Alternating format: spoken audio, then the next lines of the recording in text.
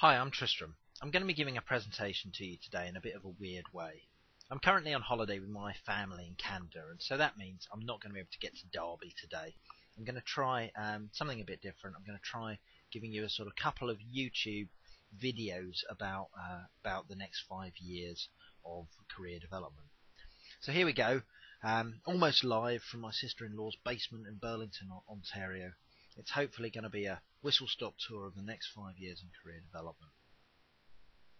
So what I thought I'd do is start by gathering up some of the issues that I think are currently facing the career development world.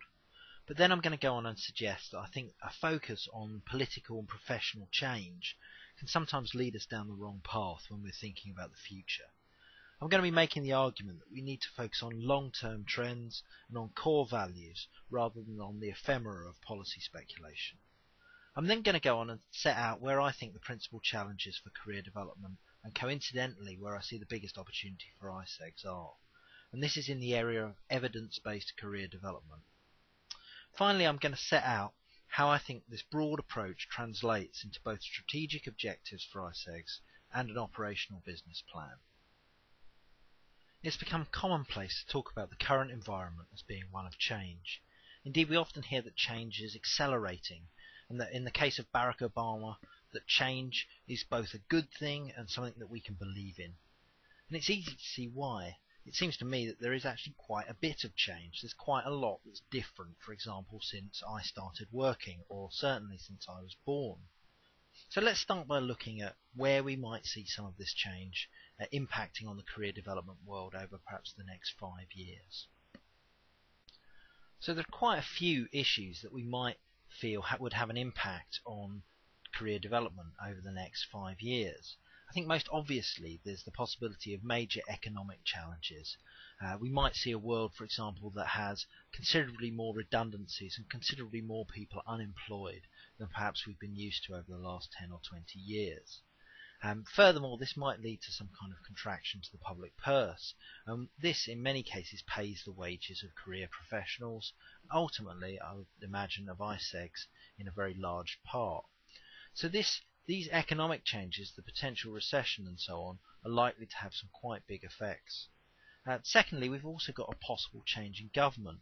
The Conservatives promise, amongst other things, a massive expansion in the provision of real apprenticeships, more community learning to improve skills and employability, including what they call a NEETs fund, aimed at the Not in Education, Employment or Training group. They also plan to reform further education and to build better careers advice. And this is actually a bullet point in their manifesto, that they will create a new all-age careers service and provide a careers advisor in every secondary school and college. And all of this is going to provide a huge set of potential changes that ICEGs will be interested in. I think we've also got things like the piloting of the Adult Advancement and Careers Service, which is likely going to have a big effect, and this is going to presumably be followed by a national rollout and then corresponding fallout amongst the existing career development institutions. We also can see other aspects of society making a big change to career advice and development. So, for example, the growth of Web 2 technologies, and then alongside this, I think there's also the kind of cultural changes whereby end users are seeing the access to information as something that they can directly do, rather than something that they need to rely on professionals like careers advisors to do. So there's some big changes there that might well have an impact and need certainly some thinking through. And I think these major changes also play out against a career development landscape that's fragmentary and to outsiders often very confusing. So we see splits between 14 to 19 provision and HE provision. We see on one hand a focus on the NEETs, and then on another hand the focus on the high skill end in the Roberts cohort that I've worked with. And so, etc., etc. Really, we see large amounts of change and difference within this landscape that make it more difficult to perhaps manage change within this. And I think there's also another interesting issue. We see a range of new models of careers guidance and career development. So we see some massification, and we also see the growth of the use of internet technologies and so on.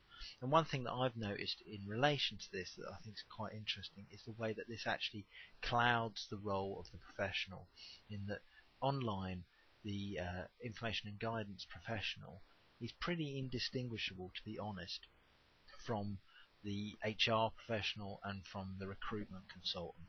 And if you look at the people on Twitter who are calling themselves careers something or the other, they actually represent all of these different groups, and I think that again presents some challenges and some interesting things here. So I think there's quite a lot of interesting issues here, and to be honest, as you stand back from this, you feel somewhat terrified. Change, it seems to me, seems to be everywhere. It seems to be in technology, in politics, in the institutional structures within which guidance is offered, and finally in the innovative development of new practice. And I feel that thinking about advice and guidance in this context feels a bit like watching Sky News. Everything is crisis, everything is change. However, I think we've got to be careful about being seduced by this change narrative. I've been quite influenced by the Annales school of historians, and this group of historians argues that society is best understood, in the words of Georges Duby, by relegating the sensational to the sidelines and observing the long and medium-term evolution of economy, society and civilization. So to put this into simplistic and folksy terms, we might well be reminded that there's nothing new under the sun, and that the more things change, the more they stay the same. Although actually these phrases don't do justice to the Annales school, nor to how I think it's useful to think about the future of career development. But the point that I'm trying to make by using them is that a superficial appearance of change can often mask an underlying trajectory of continuity, or at least a gradual development and evolution.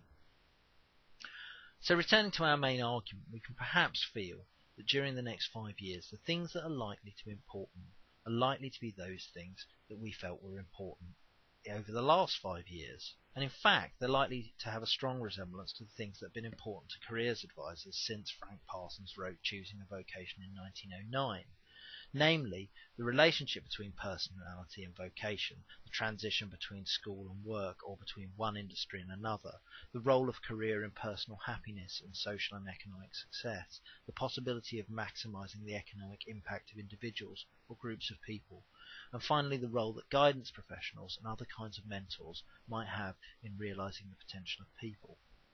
Focusing on core values, however we define them, and I recognise the list I've just given doesn't necessarily define them for everyone, seems to me to be a much more productive use of ISEG's time than endlessly soothsaying kind of political and policy manoeuvres. But I'd argue that central to our assessment of all of these ideas and aspirations is the desire to establish what works and what doesn't. The area of impact evaluation and ultimately the evidential basis of career development seem to me to be the burning issues, and the one that are likely to go on burning for quite a few years yet. So what do I mean by evidence-based career development activity? Well, I think basically whether the interventions that we make actually work. So Ben Goldacre writes in Bad Science that only around 50 to 80% of medical activity is evidence-based. And this sounds a bit shocking, but I think when we think about our own practice, it's probable that it's very, very much lower.